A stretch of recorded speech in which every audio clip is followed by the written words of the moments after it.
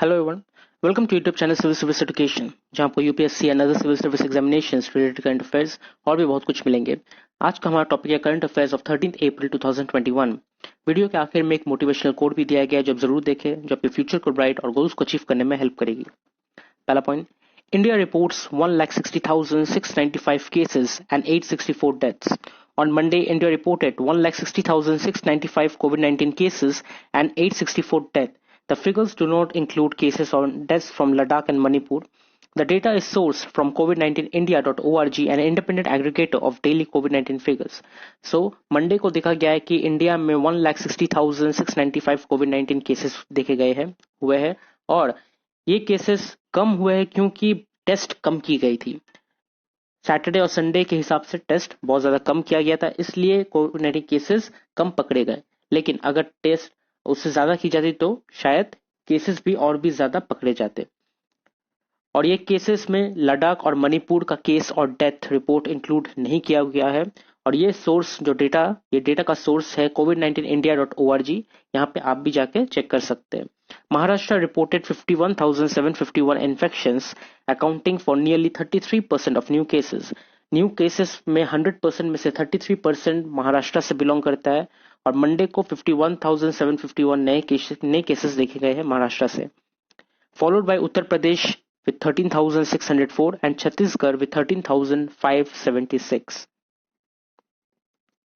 Next, India gets third COVID-19 vaccine as DGCI approves Russian-made Sputnik V for emergency use. The Drug Controller General of India has approved the restricted emergency use of COVID-19 vaccine Sputnik V last Monday. So, Monday को कल रात को drug controller general of India ने Sputnik V जो Russian vaccine है उसे approval दे दिया गया है, रेस्ट्रिक्टेड इमरजेंसी यूज के लिए अप्रूव किया गया है।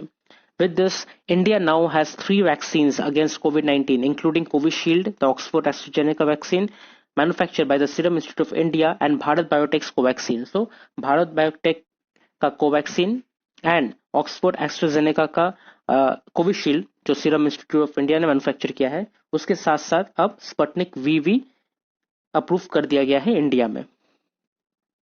Next, north east citizens faced bias एमिड pandemic. A study commissioned by the Indian Council of Social Science Research on racial discrimination and hate crimes against people from the northeastern states found that Northeast India seamlessly fits an Indian's imagination of a Chinese person. So, Indian Council of Social Science Research की तरफ से ये study किया गया है, commission किया गया study को। इंडिया में रेशियल डिस्क्रिमिनेशन के वजह से हेट क्राइम बहुत ज्यादा हो रहा है, स्पेशली नॉर्थ ईस्टर्न स्टेट के पीपल के ऊपर, क्योंकि इंडिया में कुछ लोग ऐसे हैं और कुछ लोग को ऐसे बनाया गया है ताकि वो ऐसे डिस्क्रिमिनेशन कर सके, चाहे वो रेस देख के हो, रिलीजन देख के हो, कलर देख के हो या फिर स्टेट्स देख के हो। ऐसे लोग बनाए गए हैं गवर्नमेंट की तरफ से जो ये सब हरकत करते हैं, जो हेट क्राइम फैलाते हैं और रेशियल डिस्क्रिमिनेशन करते हैं। और वही चीज देखा गया है नॉर्थ ईस्ट पीपल के साथ। नॉर्थ ईस्ट पीपल को चाइना के साथ कंपेयर किया जाता है और उनके ऊपर हेट क्राइम की जाती है, उनको रेशियली डिस्क्रिमिनेट किया जाता है, अब्यूज किया जाता है, इवन मारा भी जाता है। एज उनको कहा जाता है कि वो लोग चाइनीज पीपल है, उनको ये नहीं पता कि वो भी इंडियन है। They belong from north east India, not from China, और उसे चाइनीज समझ के, चाइनीज कह के मारा जाता है। सो इसके ऊपर एक सोशल डिस्क्रिमिनेशन के ऊपर एक स्टडी किया गया है Indian council of social science research की तरफ से। और ये स्टडी में देखा गया है कि 78% पीपल जो वो रीजन से है उनको क्वेश्चन किया गया और उन्होंने ये कहा कि हमें हमारा अपीयरेंस के वजह से, फिजिकल अपीयरेंस की वजह से सबसे पहले जज किया जाता है। उसके बाद ये देखा जाता है कि हम लोग इंडियन है या फिर चाइनीज है। पहले हमारा जो फिजिकल अपीयरेंस है, हमारा जो लुक है, हमें वो देख के हमारे ऊपर अटैक किया जाता है, हमको जज किया जाता है। उसके बाद ही हमें कोई क्वेश्चन पूछता है या फिर ये जानने की कोशिश करता है कि हम लोग कहाँ से हैं। So this thing in India is happening, what is happening in USA. USA में भी यही रेशियल डिस्क्रिमिनेशन किया जा रहा है। वहां पे भी चाइनीज डेलीगेशंस जो है, जो वहाँ की जो सिटीजन्स है, उनके ऊपर भी अटैक किया जा रहा है।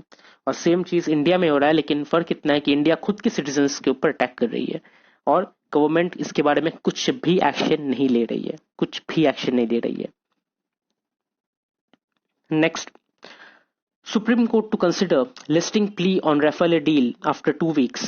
The Supreme Court on Monday said it would consider listing after 2 weeks a written petition filed by advocate Manohar Lal Sharma seeking registration of an FIR and an investigation under the Official Secrets Act into a French media report that France anti-corruption agency, Agence Française Anti-Corruption, found aircraft manufacturer Dassault Aviation paid €1 million to an Indian company in connection with 2016 Rafale deal.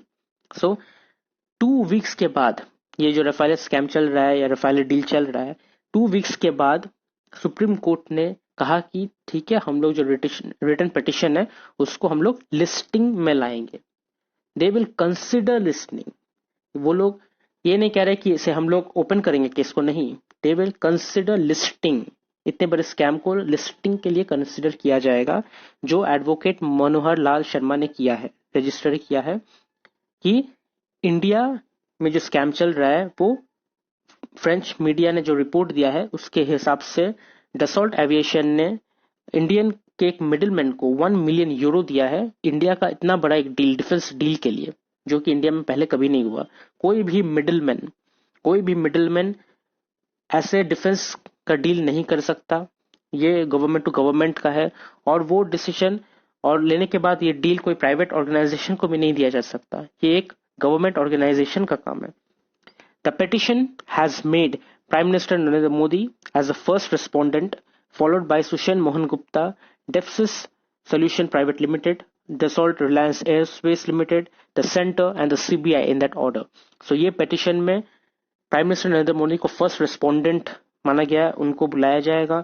उसके बाद सुशन मोहन गुप्ता को भी target किया गया है, जो है ये केस का middleman. Deficit solution private limited, जो सोल्यूशन में सुशन मोहन गुप्ता काम करते थे। डसॉल्ट रिलायंस एरोस्पेस लिमिटेड, ये फ्रांस का जो एरोस्पेस एविएशन कंपनी है। द सेंटर के ऊपर भी किया गया और सीबीआई के ऊपर भी ये रिस्पोंडेंट किया गया है कि सीबीआई होते हुए भी इसके ऊपर कोई जांच नहीं किया जा रहा है, कोई इन्वेस्टिगेशन नहीं किया जा रहा है। सो देखते हैं अब सुप्रीम कोर्ट क्या कहती है। Next, Sensex rupee slip on fear of pandemic, inflation surges. The BSE Sensex tanked 1,708 points or 3.44%, driven by the fear of fresh pandemic effects, taking the rupee past the 75 mark against the dollar and on Maniac Monday for the economy. So ये देखा गया कि 75% mark को cross कर चुका है रुपी। Pandemic के डर से रुपी और सेंसेक्स स्लिप हो गया है और इसमें इन्फ्लेशन का भी डर दिख रहा है। Even as inflation surged further in March and industrial output collapsed sharply in February as per official data. So ये देखा जा रहा है कोविड-19 पैंडेमिक भी बढ़ रहा है और उसके साथ साथ इन्फ्लेशन भी बढ़ रहा है। इन्फ्लेशन घट नहीं रहा, बढ़ रहा है और उसके वजह से रुपी भी गिर चुका है और सेंसेक्स भी गिर चुका है। India's retail inflation accelerated to 5.52% in March 2021 from 5.03% फरवरी में 5.03% था रिटेल इन्फ्लेशन, जो कि अब 5.52 हो चुका है मार्च में, with urban areas recording a high 6.52 inflation और अर्बन एरियाज में 6.52% का इन्फ्लेशन देखा गया है। The consumer food price index CFPI hardened to 4.94% from 3.87%। जो CFPI है, कंज्यूमर फूड प्राइस इंडेक्स, वो 3.87 से 4.94% तक बढ़ चुका है और अर्बन इंडिया में 6.64% तक ये CFPI बढ़ चुका है। तो देखा जा रहा है कि यहाँ पे इन्फ्लेशन बहुत ही ज्यादा सर्ज कर रहा है। Next, retail inflation quickens to 5.52%. India's industrial output fell for second successive month in February 2021, contracting 3.6% year-on-year, even as retail inflation quickened to a 4-month high of 5.52% on March. So February 2021 में 3.6% था और year-on-year ऐसा ही चलता आता है, लेकिन मार्च में देखा गया है कि 5.52% तक रिटेल इन्फ्लेशन बढ़ा है। As per data release by national statistical office on Monday, और ये डेटा नेशनल स्टैटिस्टिकल ऑफिस की तरफ से रिलीज किया गया है. Electricity was the only sector to register positive growth of a mere 0.1%. Electricity ही एक ऐसा सेक्टर है जिसमें पॉजिटिव ग्रोथ देखा गया, लेकिन वो भी 0.1% का ही, सिर्फ और सिर्फ 0.1% का पॉजिटिव ग्रोथ देखा गया इलेक्ट्रिसिटी सेक्टर में. while manufacturing output shrank 3.7% and mining slipped 5.5%. Manufacturing output में देखा गया है कि 3.7% का घाटा हुआ है और माइनिंग में 5.5% का घाटा हुआ है as per index of industrial production. ये IIP index of industrial production की तरफ से रिलीज किया गया है. Next, industry seeks vaccines for all age groups, expedited supply. The industry on Monday called for accelerated vaccine production and supply across the country and opening up vaccination for all age groups. It, however, stressed that factories and shop floors should be kept open for economic reason. So, industry की तरफ से कहा गया है कि जो vaccination है वो हर एक एज ग्रुप के लिए लागू करना चाहिए, हर एक एज ग्रुप को वैक्सीनेट करना चाहिए, और इसके वजह से और इसके लिए प्रोडक्शन और सप्लाई वैक्सीन का और भी ज्यादा बढ़ाना चाहिए. However, stress that factories and shop floors should be kept open for economic reason. और उन्होंने ये भी कहा कि जो फैक्ट्रीज है, जो शॉप्स है, उसे ओपन रखना पड़ेगा इकोनॉमिक रीजन के लिए. अगर वो बंद कर दिया गया तो इंडिया का इकोनॉमी टोटली ही डूब जाएगा, क्योंकि ऑलरेडी डूबा हुआ है economy. As this juncture, the Confederation of Indian Industry (CII) calls for quick action to be taken by government on whatever it takes to ramp up production, supply and distribution of vaccine. So, confederation of Indian industry की तरफ से ये कहा गया है कि government को बहुत जल्दी एक्शन लेना पड़ेगा, ताकि कुछ भी हो हमें वैक्सीन का प्रोडक्शन करना है, सप्लाई करना है और डिस्ट्रीब्यूशन करना है, ताकि हर एक को वैक्सीन मिले और कोरोना ज्यादा ना बढ़े, बहुत जल्दी कम हो जाए. Next, Iran blames Israel for nuclear plant outage, pledges revenge. Iran blamed Israel on Monday for a sabotage attack on its underground Natanz nuclear facility that damaged its centrifuges and vowed it would take revenge. So, yesterday ये देखा गया था कि Saturday को Iran में जो नेटेंस nuclear facility उनका, उसमें पावर शॉर्ट आउटेज हो गया था, पावर कट हो गया था. सो ईरान ने ब्लेम किया इजराइल को कि कहा कि ये उनका ही काम है, वही ऐसे साबुटाज अटैक करते रहते हैं दूसरे देशों पे, और ये इजराइल का ही काम है और हम लोग इजराइल से रिवेंज लेके रहेंगे. Israel has not claimed responsibility for the attack. It rarely does for operations carried out by secret military units or it Mossad intelligence agency. So Israel ने ये अटैक जो कहा जा रहा है कि सैबोटाज अटैक है ईरान के ऊपर, इसका रिस्पॉन्सिबिलिटी इजराइल ने नहीं लिया, क्योंकि वो लोग ज्यादा नहीं लेते, क्योंकि उनका जो सीक्रेट मिलिट्री यूनिट है मोसाद इंटेलिजेंस एजेंसी, अक्सर वो लोग ऐसा काम करते हैं और उनके कामों का इजराइल रिस्पॉन्सिबिलिटी नहीं लेते. सो इजराइल के मिलिट्री यूनिट से ही ये काम किया जाता है, लेकिन वो एक चुप चुप के किया जाता है, ओपनली नहीं बोला जाता. However, Israeli media widely reported that country has orchestrated a devastating cyber attack that caused a blackout at the nuclear facility. और इजराइल ने कहा कि वहां पे एक डिवास्टेटिंग साइबर अटैक हुआ था और साइबर अटैक की वजह से ये ब्लैकआउट हुआ था, लेकिन ईरान ने कहा कि हमें इसका बदला लेना पड़ेगा, हम इसका बदला इजराइल से लेके रहेंगे. Next, China x tends $500 million loan to Lanka. China on Monday signed a $500 million loan agreement with Sri Lanka in a move that Colombo hopes would boost its foreign reserves that are under severe strain since pandemic struck last year. So pandemic की वजह से श्रीलंका का foreign growth बहुत ही कम हो चुका है, foreign reserves ज्यादा increase नहीं हो रहा है, तो उसे बूस्ट करने के लिए चाइना ने अग्री किया कि वो $500 million का लोन साइन करेंगे और श्रीलंका का जो फॉरेन रिजर्व्स जो गिर रहा है उसको बूस्ट करेंगे. This is a second installment of the $1 billion loan sought by Sri Lanka last year. So last year को एक डील साइन हुआ था कि $1 billion लोन चाइना की तरफ से मिलेगा श्रीलंका को. सो $500 million ऑलरेडी दे चुके हैं और ये सेकेंड इंस्टॉलमेंट है $500 million का.